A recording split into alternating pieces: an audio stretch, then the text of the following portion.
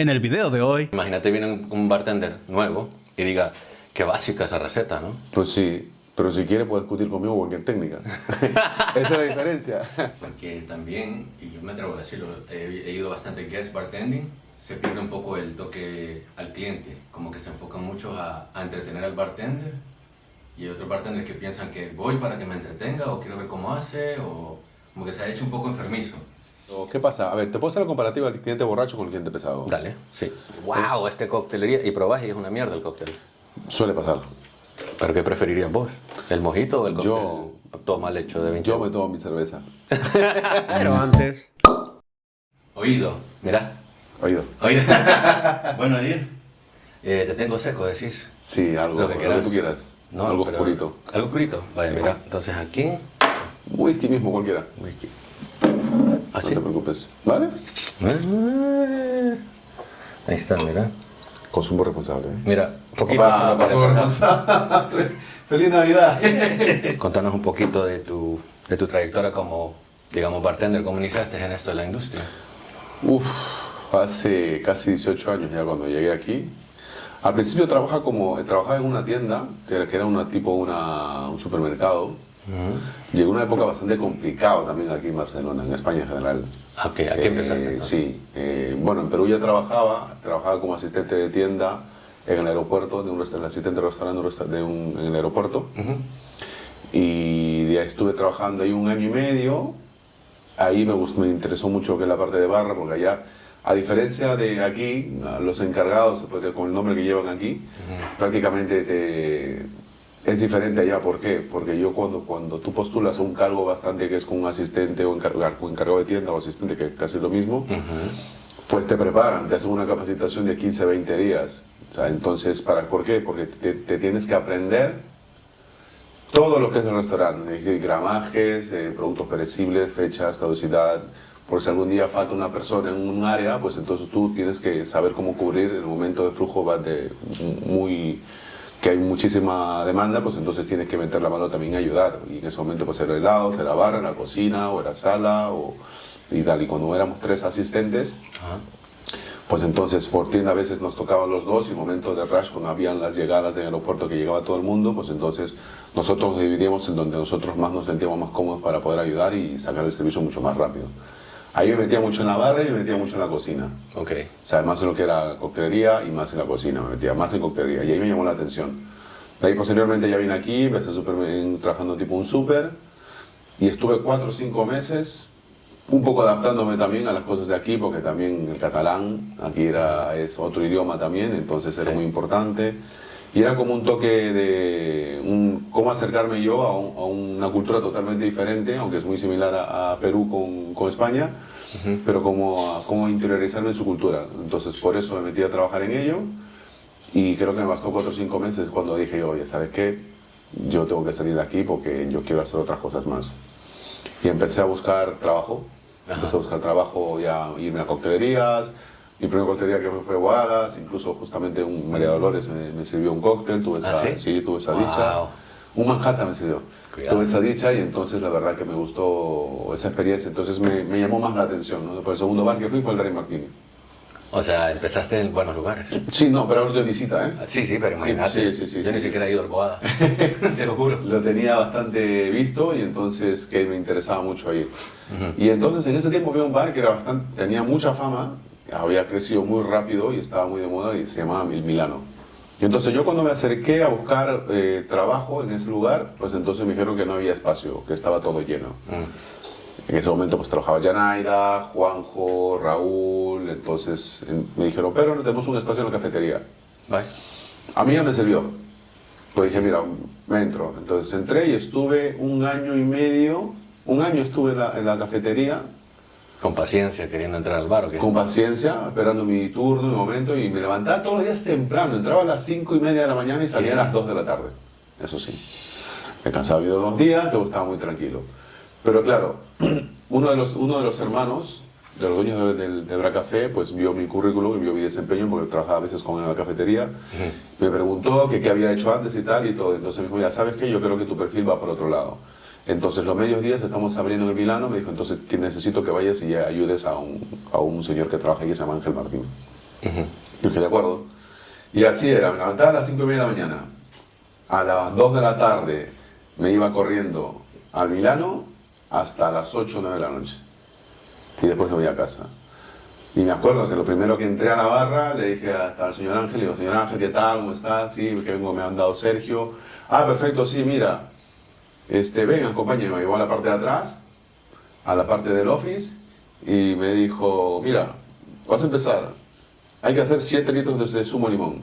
Uy. Y yo quedé como, uff, ¿sabes? Bueno, yo claro, dije, bueno, ayudo, ¿sabes? Me sentí bastante útil. Y me alegré por hacer las cosas, y el señor hacía un tartar que estaba muy bueno, y el señor hacía mucha coctelería clásica, y ya ahí fui un poquito afinándome más en la coctelería clásica, ¿no? Y en ese momento pues no se trabaja con Jigger. Y de ahí así fue durante medio año, un año, así estuve esto, o sea, prácticamente estuve 3 años, algunas noches que otro cubría, y preparamos casi todo el servicio para que venga Yanay y Juanjo por la noche, Mira. con su equipo.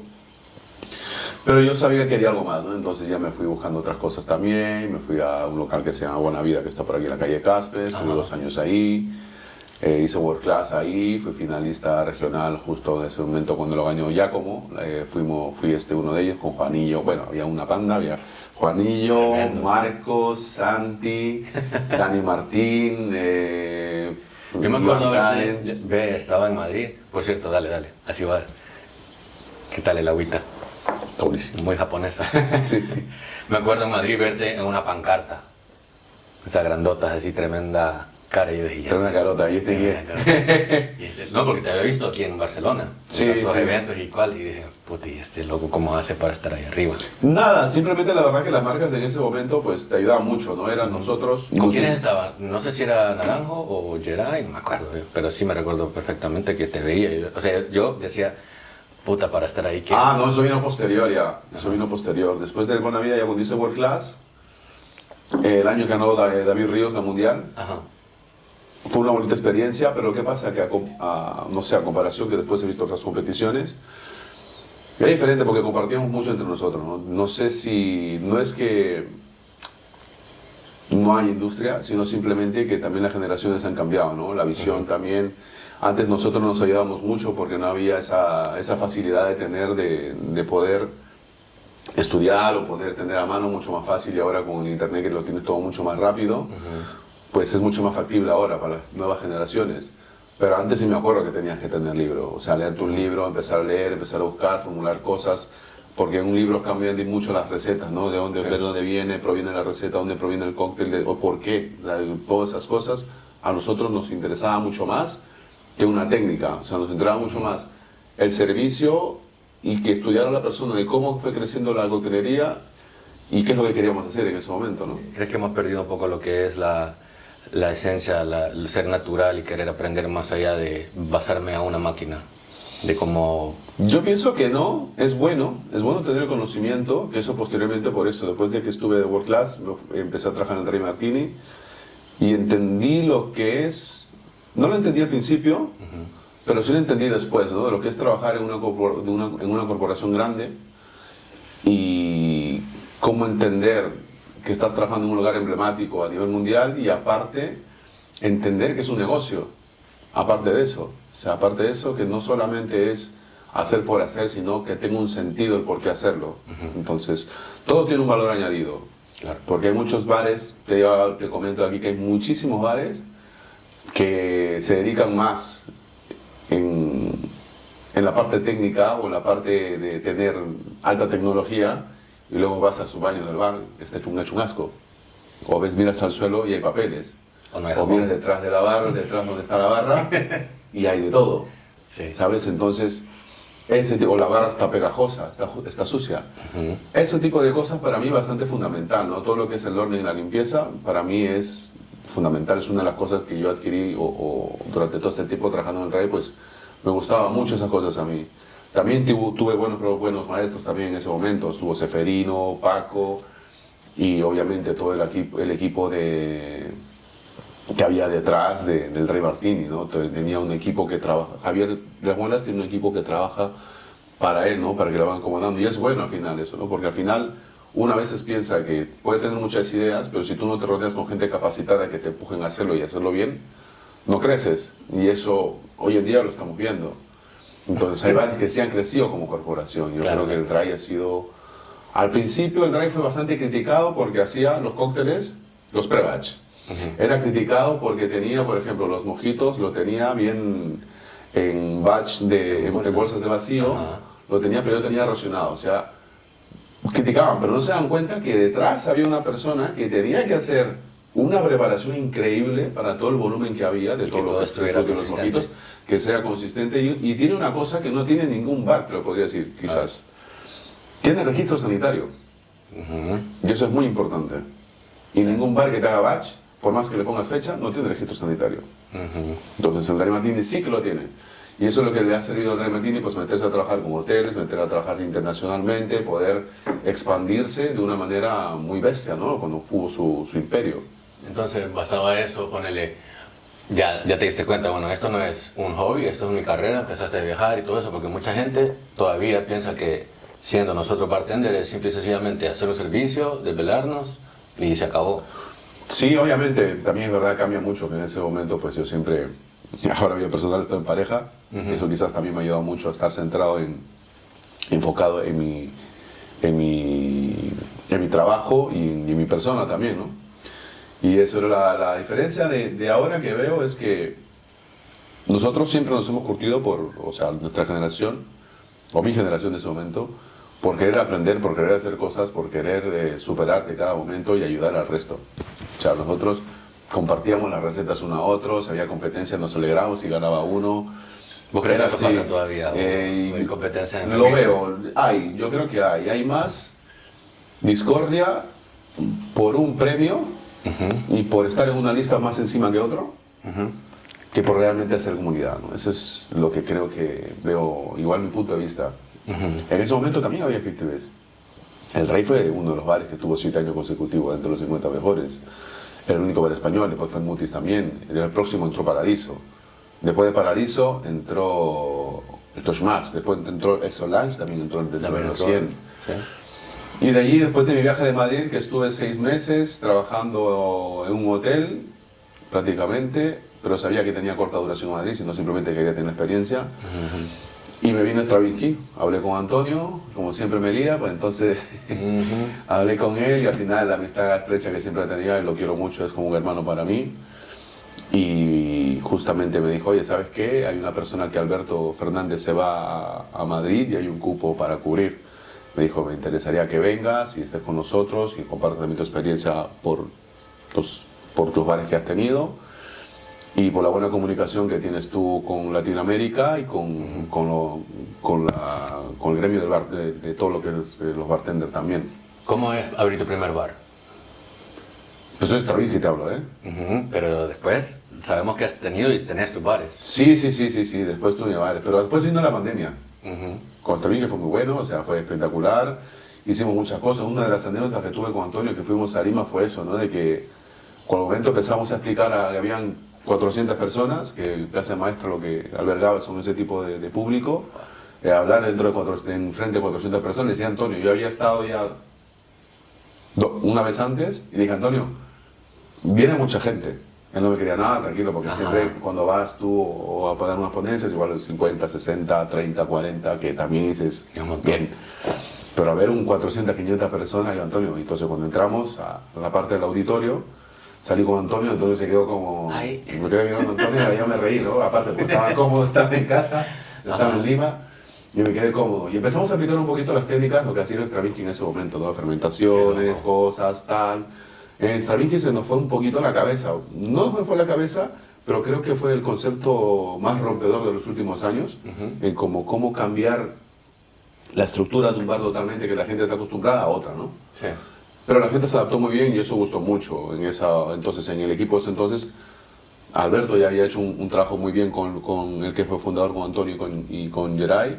Habían hecho un buen trabajo de inicio y luego faltaba consolidar ese inicio, ¿no? Y entonces yo entré en esa consolidación, se podría decir, y se nos fue mucho la cabeza. Estuvo Marco Baldo también, pero quiero decir, meter cosas que no imaginábamos, salmón, algas, fermentaciones. cosas que nunca había hecho, envejecer productos en barrica y con fruta adentro, entonces era como mil cosas de probar, de cosas sabores que no tenían sentido, pero lo hacíamos al final. Y entonces, claro, había la maquinaria, había rotavapor, era lo que teníamos, entonces sí que venía bastante bien. En ese tiempo compartíamos el lab, se podría decir, Ajá. nosotros llevábamos la zona de producción, lo compartíamos con Paradiso. Wow. En ese tiempo, claro. ¿Y se compartían recetas y todo, como decís vos? ¿O cómo? No. Ahí ya no. Ahí ya no se compartían.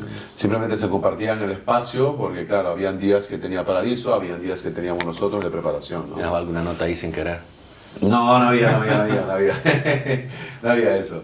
Y entonces después de eso, cuando nosotros fuimos a Lima, lo que te quería comentar era que estábamos en Lima, estábamos hablando de mucha gente, y cuando empezamos a hablar de las técnicas, de lo que hacíamos, tal y todo, cómo trabajamos las fermentaciones, cómo trabajan con rotavapor, claro, yo empezaba a mirar caras de gente apuntando y paré un poco lo que estaba hablando Antonio y que tampoco se vuelvan locos, ¿no? Porque es diferente ir a hablar, no me refiero que por ser Latinoamérica, pero es diferente ir a hablar a Noruega, por ejemplo, a un congreso de bartenders, o a Londres, a un congreso de bartenders, que sí que a lo mejor puedan tener la capacidad económica de poder comprarse sus utensilios. Sí, es cierto. Pero claro, entonces fue un inciso que le hice a Antonio, le dije, chicos, tampoco se vuelvan locos, digo que esa técnica la utilizamos porque la tenemos, pero hay muchas técnicas que son similares, como las maceraciones o el reposo, que no te pueden dar igual el mismo, más exacto, más pulido, más tal, pero sí que te acerca,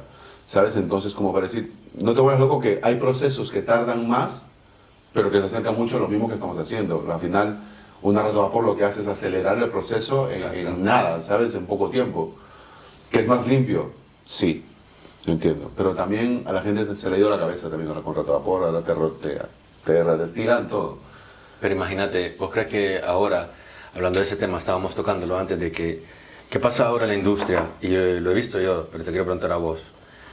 ¿Crees que la gente se está enfocando demasiado en aprender una técnica demasiado avanzada y después cuando está la hora del show, de la realidad, y ni siquiera están haciendo la lactofermentación, yo sé hacer clarificación, yo sé hacer fat wash, y a la hora de trabajar en un bar quizás piensan que van a aplicar todo eso y se les olvida la base de ser un buen bartender?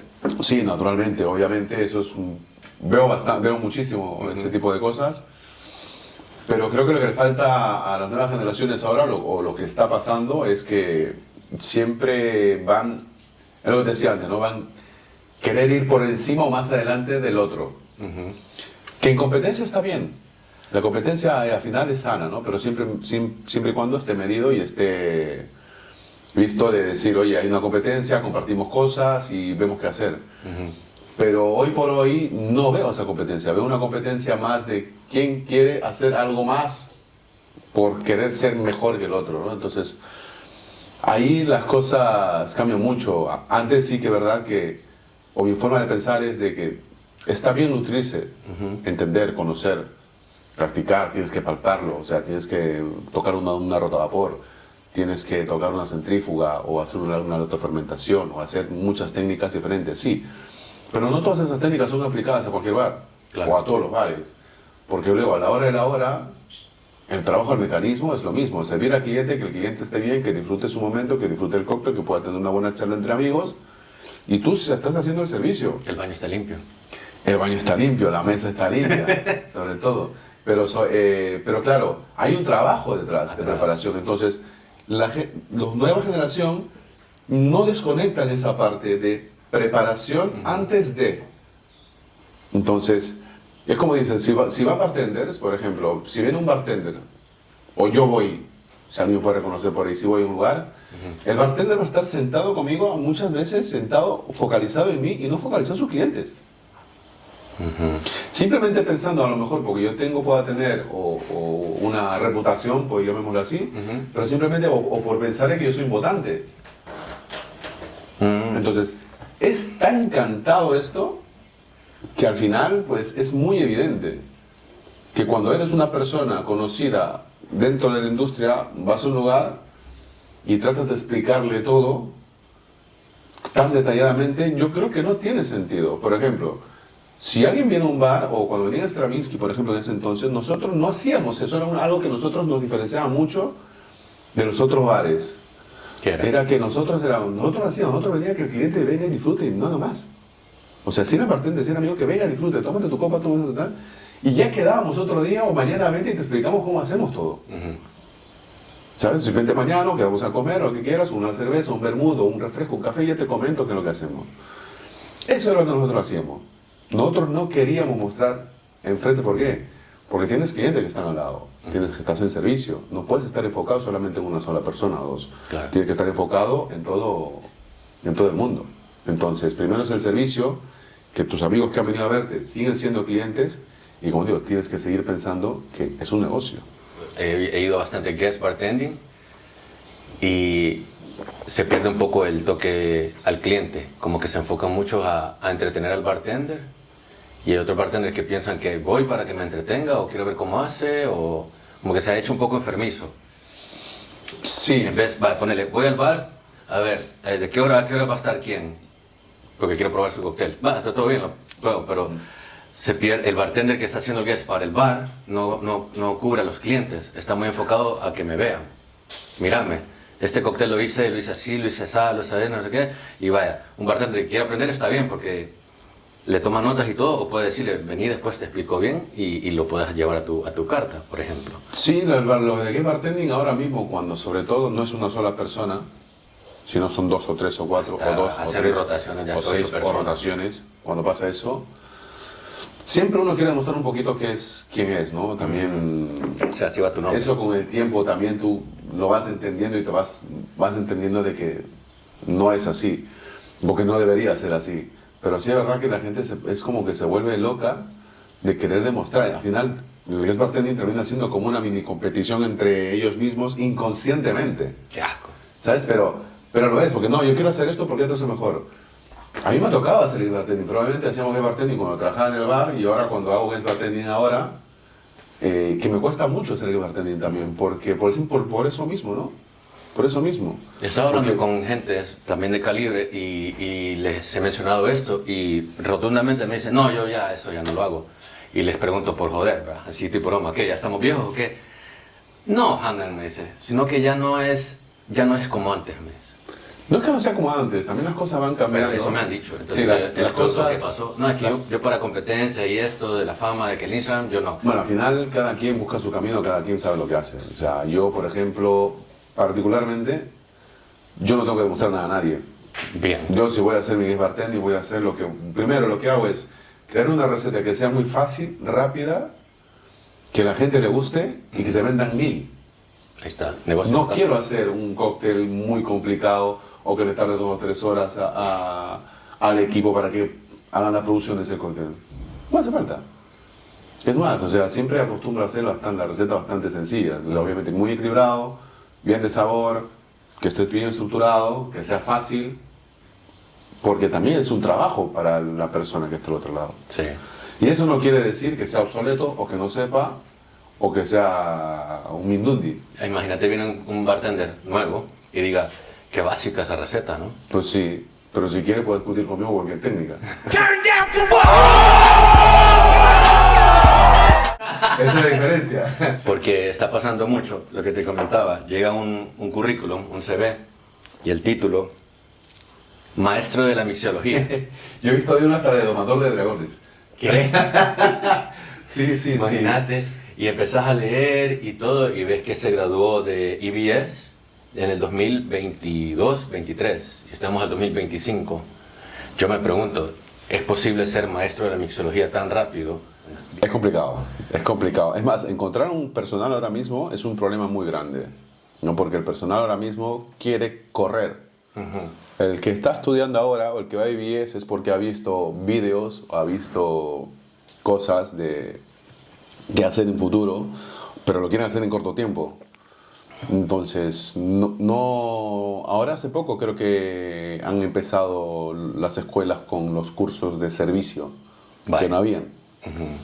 Claro, ¿qué pasa? Que son cortos tiempos, que también es verdad, es un corto tiempo que tampoco te puede preparar para ser un profesional.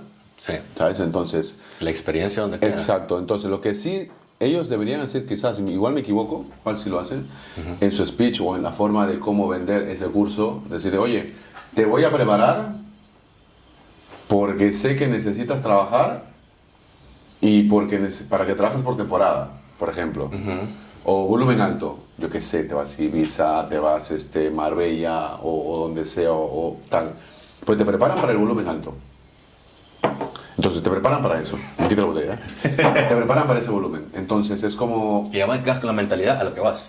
Claro. No a lo que puede ser. Claro, porque luego descubren que hay mucha gente que sí es verdad, que se preocupa más en tirar la servilleta y darle la vuelta. Uy. Que sucede mucho. ¿Sabes? Que están ahí o con el posavasos de la vuelta, que quién lo hace mejor y con quién no. Ajá. La parte de los bares tiene que haber un toque de show, pero depende también del tipo de bar que tengas, o sea, el tipo de bar que trabajes. Entonces, si hay una parte que sí es verdad que tiene que ser llamativa, pero no hace falta exagerar con movimientos y tal. A veces un silencio y un buen servicio dice más que papeles en el suelo y servilletas volando y hielo volando. Y hielo en mi copa. Y hielo en tu copa o en la cabeza o lo que quieras, ¿eh? O chorros de agua por ahí. Qué gracioso cuando es un evento privado y conoce a la gente, sí, pero a mí tú me tiras un chorro de agua, igual yo te agarro la banqueta y te la tiro. En la cabeza. ¿No? A mí me hace gracia, pero igual puede haber un día que encima... Pero hay momentos, yo te he visto encima de la barra tirando yo sí, eso sí. cava a la estaba. gente. Eso sí, pero estaba. volvemos a lo mismo. Uno de tus bares, yo pasaba, te saludaba, bueno, me recibías con un chupito y decía, estás loco, son las 8 de la noche. Claro, Porque momento somos de empezar. amigos, pero somos amigos, pero viene un cliente a esas horas, también te he visto y está haciendo el escanciado, su dry martini, tranquilidad total, tus aceitunas, chao. Es que lo que- Después venía de las tales horas y yo decía, Todavía. abrí la boca, puto, y ya está, ¿me entendés? Sí. Ya me vi. Que ahorita Sí, ya- a ver, son bares que son totalmente temáticas diferentes. Sí, es verdad que cuando vienen amigos, acostumbramos nosotros, si estamos trabajando, si es un fin de semana, a dar un chupito, ¿por qué? Un chupito o una cañita, que me acostumbro a decir, mira, toma una cañita. ¿Por qué? Porque de esa manera ya estás atendido, no estás olvidado. Entonces, sabes que yo sé que estás ahí. Y te dejo ahí y sigo yo continuando. Y cuando me da un espacio tal cual, yo me trato. Pero también es verdad que mucha gente cuando van a los bares, los bartenders, ¿sabes? Uy, estoy- Van a mirar en qué fallas. No, Ay, o sea, coño, pues. se olvidan de disfrutar el momento o el espacio o el lugar o la atmósfera o la bebida o lo que sea. Se olvidan de eso y están mirando al milímetro mínimo. en qué te equivocas. Ujú. Entonces dices tú, a ver, ¿para qué vienes entonces? Ah, qué asco, digo yo. Hay un amigo, por ejemplo, que dice, José Frank, que es de Granada, me dijo, Dios, que el bartender es el peor cliente, que solamente viene aquí a mirar qué es lo que hago mal. Y en ese dice, verdad que tiene razón, los bartenders están ahí mirando qué haces mal, o qué te equivocas, o qué estás fallando. Y se olvidan de la persona con que están al lado, a lo mejor son 2 o 3, pero están así mirando, Pero eso observándote. sí. En ese Obviamente momento. las tenés claras, sabes manejar lo que es la hospitalidad, el bartender y todo eso, pero ¿qué hubieras hecho vos si no hubieras optado por la carrera, la profesión de ser bartender y más? Yo creo que por familia que me viene, militar. Puta. Ahora explica un montón de cosas. Militar. Por familia, por costumbre, por cosas, hubiera sido oficial seguramente. Del ejército seguro, Uy.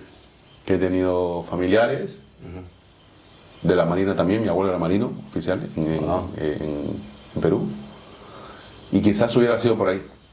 Y una de las cosas que yo quería hacer antes, ante todo, cuando yo fui creciendo, yo quería ser militar. No jodas. Sí, sí. Wow. Quizás es el hecho de estar estructurado, ordenado, querer que salga bien, querer que esté bien. Entonces, el simple hecho de tener una planificación y que sea una estructura que hay en general, igual es por eso también, por los genes que pueda tener. Bueno, entonces, Igual no sería ahora bartender, con la edad que tengo 38, pues sería lo mejor capitán. capitán, ¿verdad? Bueno, diplomacia en coctelería. Y ya con esto te dejo tranquilo. ¿Cuál sería tu último, como le digan en cualquier país, cóctel? Yo digo cóctel. Cóctel, trago, copa, antes de morirte. Te digan, mira, este es como your last drink. Mira, y te lo voy a escribir porque me siento bastante identificado, se podría decir. Hay un héroe que murió en la tierra donde en el lugar donde yo nací. Yo nací en Huánuco y viví toda mi vida en Lima, es otra ciudad. Ok. Pero sí es verdad que mis abuelos por parte de padre son de esa ciudad. Entonces, hay una historia de se llama un coronel o algo, cuando lo cogieron y le dijeron, ¿cuál es su última voluntad? Yo te diría esto. Un cafecito. Un café. Mira, oído. Me gustó. Bueno, entonces te damos más. No te vas a morir, pero te vas a dar más café. No, un café. Yo creo que un café sería... El café, así, como ¿Cómo dice sería? un buen amigo del Salvador, el café se toma sin azúcar. Siempre. Salud, papá. Gracias, viejo. A ti. ¡Hija!